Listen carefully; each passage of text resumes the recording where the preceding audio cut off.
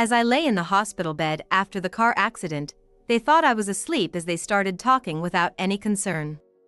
They began discussing the truth about the accident. Eventually, in a mocking voice, one of them said, "Oh, I've always wanted to say this. I'm gonna divorce you and marry Lynn." Then I would say, "Get out because I'm gonna be Dad's wife." Such a clueless woman. A fiery anger began to rise within me, even though I could barely move. After some time, when I was able to get up, the two of them came to me again and demanded the company. "Sure, but are you sure it's okay? Because that person..." "Huh? What are you trying to say? Speak clearly. I've always hated that about you." "That's right, I hate you now too." "Fine, but are you sure it's okay? Because that person has already been fired from our company." "My name is Yvonne Smith. I run a furniture trading company, and I'm 57 years old. These days, I live with my husband Ken, who is 7 years younger than me. We have a daughter named Lynn, but since she moved out and became independent 10 years ago, it's just been the two of us."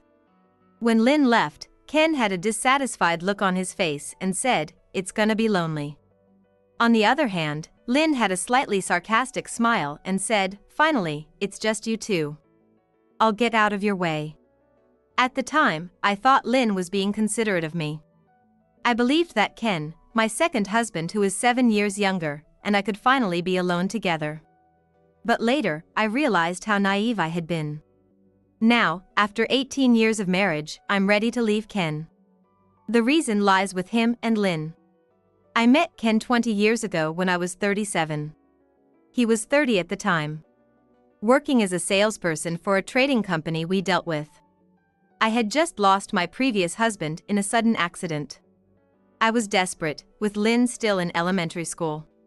Back then, the company my previous husband and I started had just begun to take off.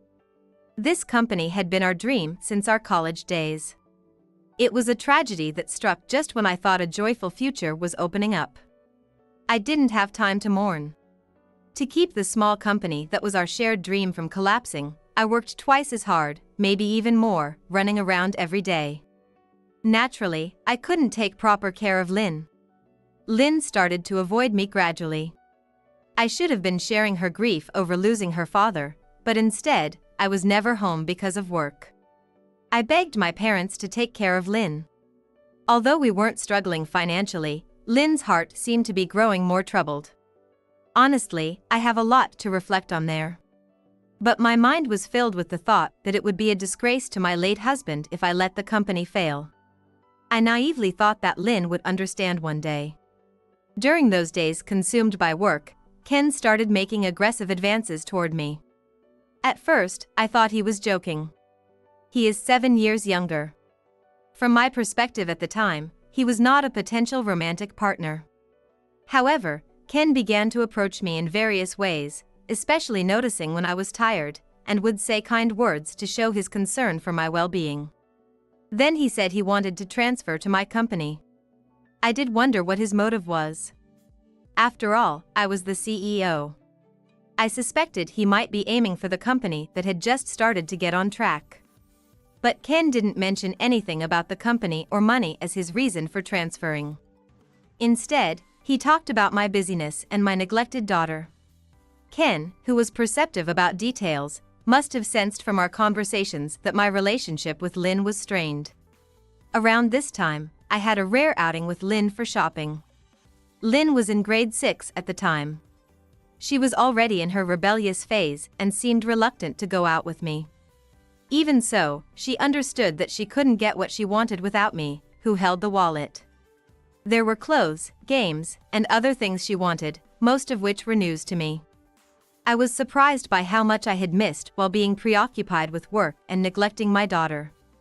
On the other hand, I was shocked to realize that Lynn had somehow learned how to use me to get what she wanted. While I was thinking about that, I happened to meet Ken. Whether it was really a coincidence, I don't know anymore. Anyway, from that day on, the three of us started spending more time together. Ken often invited us out, and sometimes he even took Lynn out to my place. Watching him, my feelings for Ken kept growing. Of course, I loved my late husband. But I guess I was lonely too. As a mother, I thought such fleeting feelings were wrong. However, Lynn suggested that I should marry Ken. I was surprised. I knew I was attracted to him, but I hadn't thought about remarriage at all. But when Lynn said that, I thought maybe she needed a father. Ken wants to marry you, Mom. Lynn wouldn't stop once she started talking, and one day she even asked Ken to be her new dad. It was Ken who told me about Lynn's words. I couldn't quite believe Ken's happiness. But then Ken said, "I want to build a new family with Lynn too." With that, I agreed to remarry.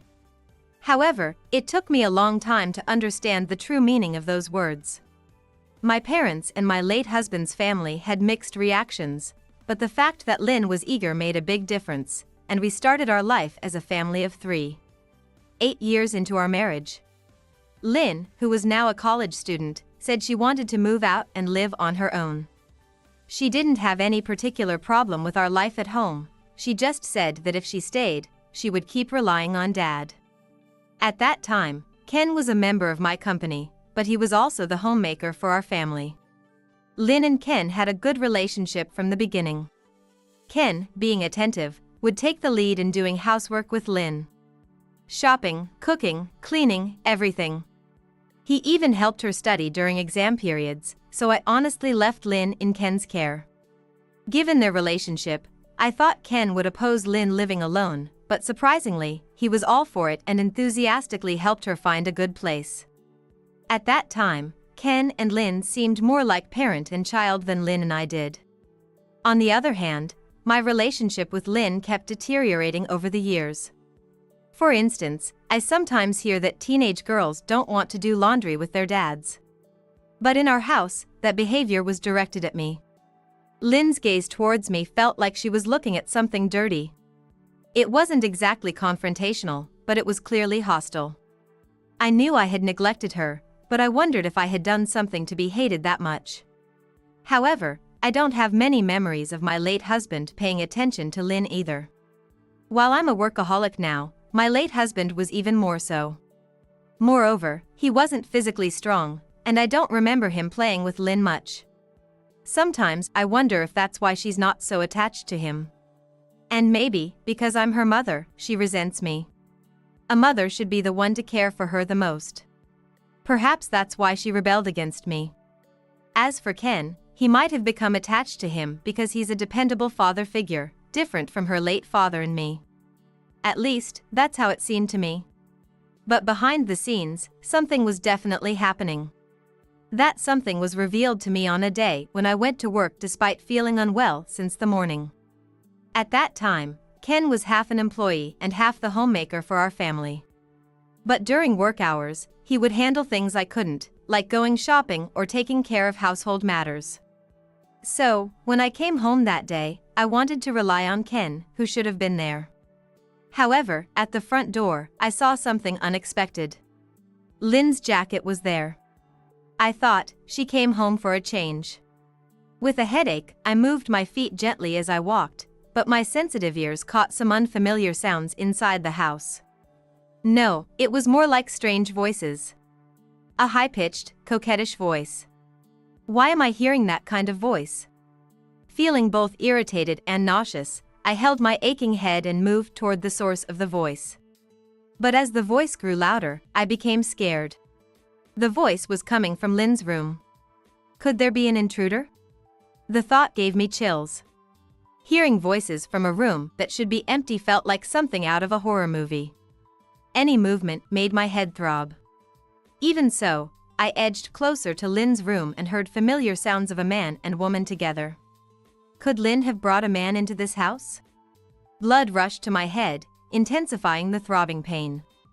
Because of the pain, I wondered if I even had the right to say anything to her. I've neglected her, and now I'm trying to act like a concerned mother? While I hesitated, "Lynn, you really are the best." Familiar voices. Ken and Lynn? Oh, stop it. Can't you say something different? Or did that line work on Mom? Mom? Is she talking about me? What does she mean? I tried to focus. I've always said it. How many times do I have to tell you? You're always my number one, Lynn. I've said that from the start. That's what a real dad should be like. Stop saying that. How many times do I have to tell you? You're always my true love, not that old hag. Then came a burst of light, tinkling laughter. Oh, my head hurts. Really, how many times do I have to say it to make you happy, my princess? As many times as it takes. You can never say it enough. Tell me anytime, anywhere, Daddy. The pain in my head worsened, and a chill ran down my spine. My legs shook, and I almost collapsed. What should I have done in that situation? Should I have burst in and slapped them both? No, I couldn't do anything at that moment. All I wanted was to escape. I quietly left the house, stifling my nausea, drove desperately, and checked into a random hotel. As I struggled with headaches and nightmares, I thought. From the way they were talking, it was clear that the people together were my daughter, Lynn, and my husband, Ken. The voices and the content of the conversation left no doubt, yet what they were doing was like that of a man and a woman. Was it my fault for not paying enough attention to Lynn? Or was it a mistake to leave Lynn in Ken's care? No, if it was from the start, that means he had been targeting Lynn since she was in elementary school. And it seemed Lynn herself was willing from the beginning. When did their relationship start? How did I not notice until now? A few years ago, I could have easily accused Ken of a crime. But now, I can't blame them for their ages. Lynn is already an adult. Even so, why did I have to run away? That is my house. Why did I flee with such a sense of guilt? I couldn't understand myself. That was about 10 years ago. In the end, I've been running away from this problem ever since. The two of them seemed oddly happy. Maybe I should just leave it alone. Or perhaps it was a temporary lapse, and young Lynn would eventually be attracted to a man her own age. My mind was racing with thoughts, and I couldn't come to a conclusion. And so, another 10 years passed. These past 10 years, maybe because I was turning a blind eye, but the two of them never showed any signs of anything. Ken, as an employee in the homemaker, never caused any problems. The thought that what I saw might have been a hallucination made me hesitate to act. Maybe I didn't want to think about it any further. But recently, an incident occurred. I was driving a car that had just returned from inspection, heading to visit a client for work. But as soon as I got on the highway, the car started acting strange. The brakes seemed to suddenly lose their grip. I thought I needed to stop the car and check immediately. But then, out of nowhere, the steering went haywire. In an instant, my car crashed into the right curb. The thought of what could have happened without the airbag is terrifying. The impact on my body was severe. So severe that I lost consciousness. The next time I woke up, I was in a hospital bed. "Are you okay?" A familiar voice hit my ears. It was Natalie, an old friend and our corporate lawyer. "A terrible thing has happened. But for now, just rest." If she said something terrible had happened, then it must have been true, I thought. At that time, my whole body was immobilized, and I was in so much pain that I couldn't react properly. For a while, I was consumed by pain and multiple surgeries, leaving me no room to think. Eventually, when I could finally start thinking about what had happened to me, those two showed up at the hospital.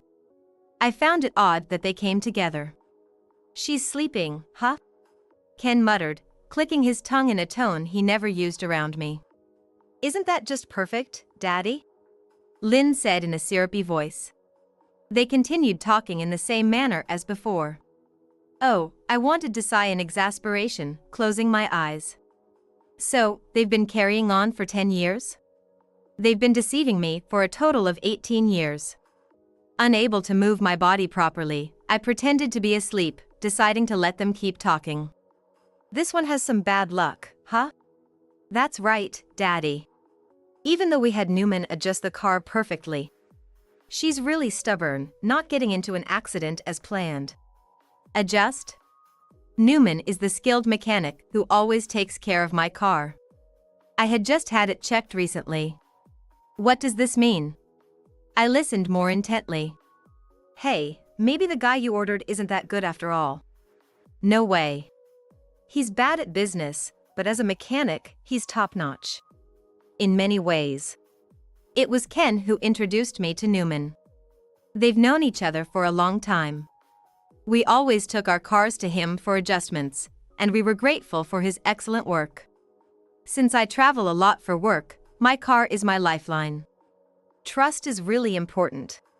She would never suspect that Newman messed with the car. The plan was for the car to stop suddenly, roll over, and catch fire, ending it all. Plan? What plan? Well, it's fine. When she gets out of here, we'll have another chance. Yeah. Even if it doesn't go that well, if her body is useless, it'll be my turn. Lynn giggled. Can't you say it'll be Daddy's turn? No way. Daddy, you don't do much at the company. Well, I can't help that. A sharp pain hit my chest. I was the one who made him into that. But their next words shocked me. Honestly, even as a homemaker, you don't do much. As long as she doesn't notice, it's fine. Doesn't notice? What are they talking about? She never notices anything. Not even that we've been hiring a housekeeper. I've always wanted to say, I'm divorcing you and marrying Lynn. Then I'd say, I'm becoming Daddy's wife, so get out. Ha, what a clueless woman. Lynn laughed, urging Ken to leave. They thought I'd been sleeping all along. After confirming they were gone, I decided to contact Natalie. A week later, Ken and Lynn showed up again. Even seeing that I was awake, they clung to each other without any shame. Serves you right. Driving around all the time, that's what you get. Lynn said, her blatant hostility almost making me show my anger. But I managed to hold it back. I needed to get them to say more. Lynn continued, seeing that I was silent. Well, this means you're retiring, right? Your body probably won't recover properly. Still silent, I saw a hint of irritation on her face. Silent treatment, huh? Whatever. You should just retire as CEO. Retirement? I never even thought about it. I answered clearly. What are you talking about all of a sudden? Didn't you come to visit me? It's like this, Lynn said, suddenly pressing herself against Ken. I'm saying that Daddy and I will take over your company. Huh? What kind of joke is this? I'm serious. She said, stepping forward proudly. You can't move your body anymore, right? So it's only natural that I, your daughter, should take over the company. Or maybe Daddy will. Either way, it's the same, right? That's right. Daddy has a right too. After all, he's still your husband. But I'll be right there beside him, just like always. I listened to her talk for a while. She had a quick tongue. But listening to her endlessly was getting annoying. Fine, but are you sure? Because that person. Huh? What are you trying to say? Speak clearly. I've always hated that about you. That's right, I hate you now too. I said quietly. Lynn looked startled. What did you just say? Sure, I didn't do anything about it, and that was my mistake. But it's too late now. If you want him, go ahead. Lynn, you've been an adult for a long time now. But are you sure? Because that man has already been fired from our company. Ken and Lynn looked shocked, like they had been hit with a brick. What do you mean?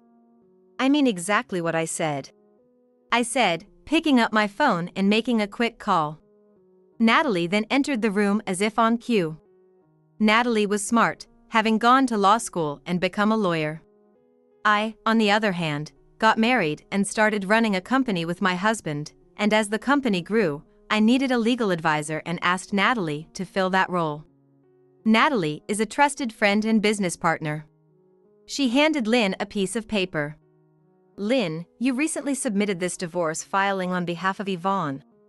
It has already been officially accepted, so unless Yvonne objects, the divorce from Ken is finalized. In other words, Natalie added, Ken is no longer related to Yvonne. The company and assets are all hers. Ken's face suddenly darkened, and he grabbed Lynn by the collar. Divorce filing? Why?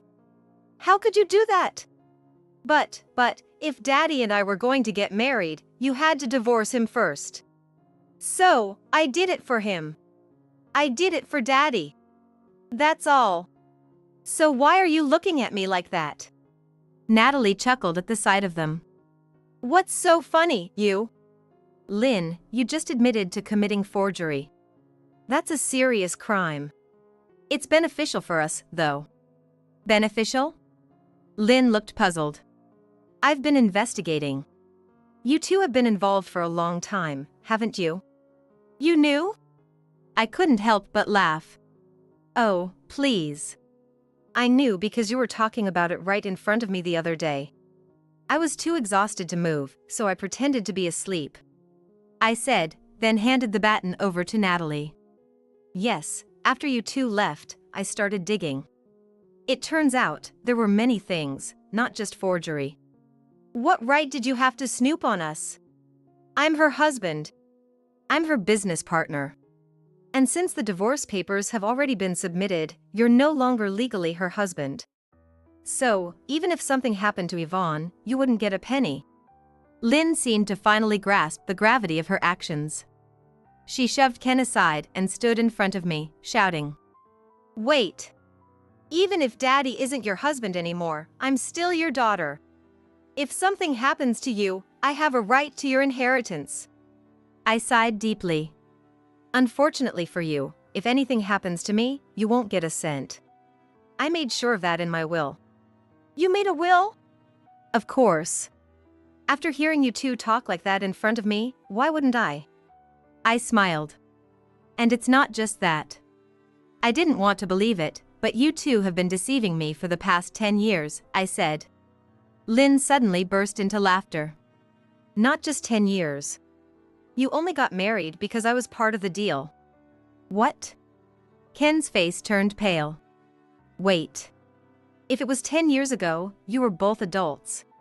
No, from the start, Daddy was after me, not you. You've let it slip, Ken. Natalie said brightly, her voice echoing in the room. If you were after Lynn, when did it start? When she was in elementary school. You've been targeting her since then? That's disgusting. Daddy has always loved me. He married this woman to be close to me. Lynn said, ignoring Ken's attempts to stop her. I see. So, when did your relationship turn romantic? That was when I was in 9th grade. Daddy was young and handsome. He still is, but he was even more so back then. He did whatever I wanted and taught me many things. Did you know that's a crime? Lynn shouted, her nostrils flaring in anger. A crime?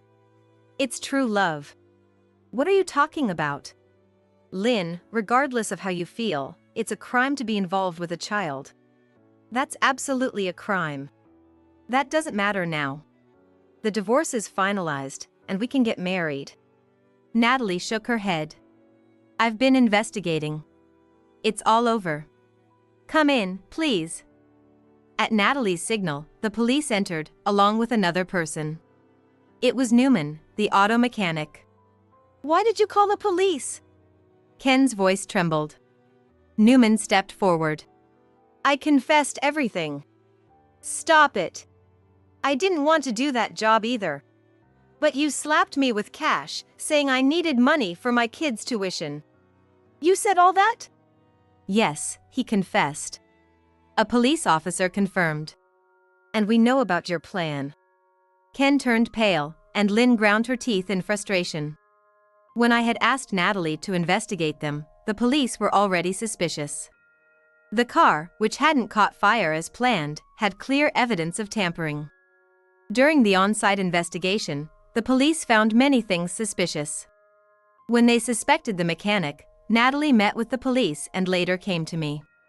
I told them everything about Newman's involvement and Ken and Lynn's conversations.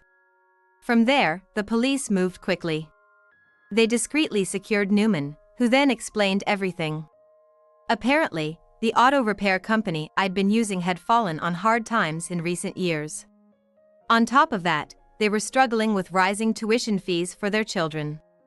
Ken took advantage of this. He paid a large sum of money to have my car tampered with. Since I drove a lot, I frequently took my car to Newman for inspections. During those visits, he manipulated the brake wear and set it up so the steering would fail randomly, like a time bomb. He was indeed a skilled mechanic to pull that off. I didn't want to do it, Newman said, covering his face with his hands. I've been working on that car for years. Cars are my passion. It felt like I was betraying my own. I had nightmares every night. Confessing clears my conscience. I'll return all the money. Even my kid said he didn't want to go to college with dirty money. Lynn muttered, "Useless man," under her breath. "What did you say?" Newman snapped, almost lunging at her. "The police stepped in, we need to talk to both of you." Then, unexpectedly, Lynn grabbed Ken's hand and bolted. Everyone froze for a moment, then the police, except the one holding Newman, ran after them. The sound of running echoed down the hospital hallway. I thought they'd be caught quickly. But Lynn was determined. She dashed to a car in the parking lot. "They're already outside," Natalie said, looking out the window. Suddenly, there was a loud crash from outside. "They crashed into the gate." Natalie's voice rang in my ears. "That car didn't have airbags," Newman said, his face turning pale. He quickly realized it was Lynn's car that had crashed. She had chosen a small foreign car that she liked for its looks, not its safety features. And now, it had crashed into the hospital gate. Oh, more trouble. I muttered without thinking. I couldn't muster any sympathy for my daughter. Considering they had tried to kill me, I found myself thinking, what goes around comes around.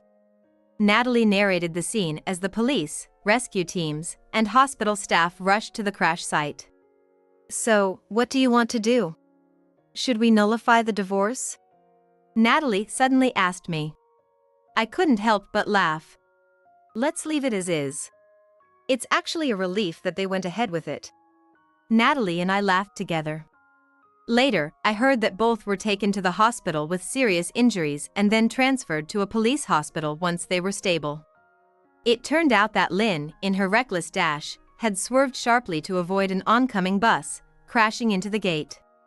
Lynn survived, but was left with a scar on her face and a serious spinal injury requiring long rehabilitation. Ken, on the other hand, had suffered severe injuries to his lower body, making it difficult for him to walk and rendering him impotent, or so the rumors said. Their attempt to kill me was a major factor, ensuring they would face prison time.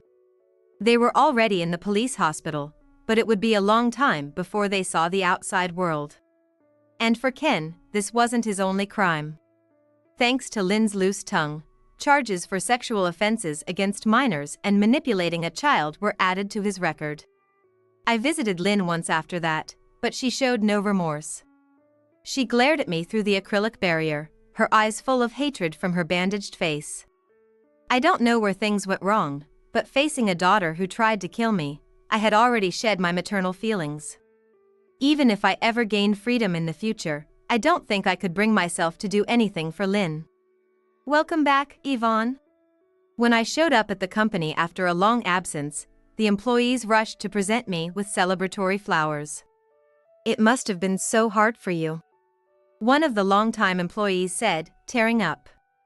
There had been many articles in the media before my return, filled with truths and rumors alike. Within the company, there were also voices questioning my role as a mother. Some even left the company. Those who stayed were the ones who trusted me in our professional endeavors. "Thank you all for staying. We all know how hard you've always worked to protect us," said one of the veteran employees with genuine sentiment. "We were drawn to your business acumen, not your personal life," a younger employee said, making it clear that their respect for me was based on my work. This company, now a small, elite team, felt more valuable to me than my blood-related family. "Yes, everyone here feels the same," Natalie said, patting me on the shoulder. Now, all I have left is this company and the people involved with it. From now on, I want to dedicate my life to cherishing this company.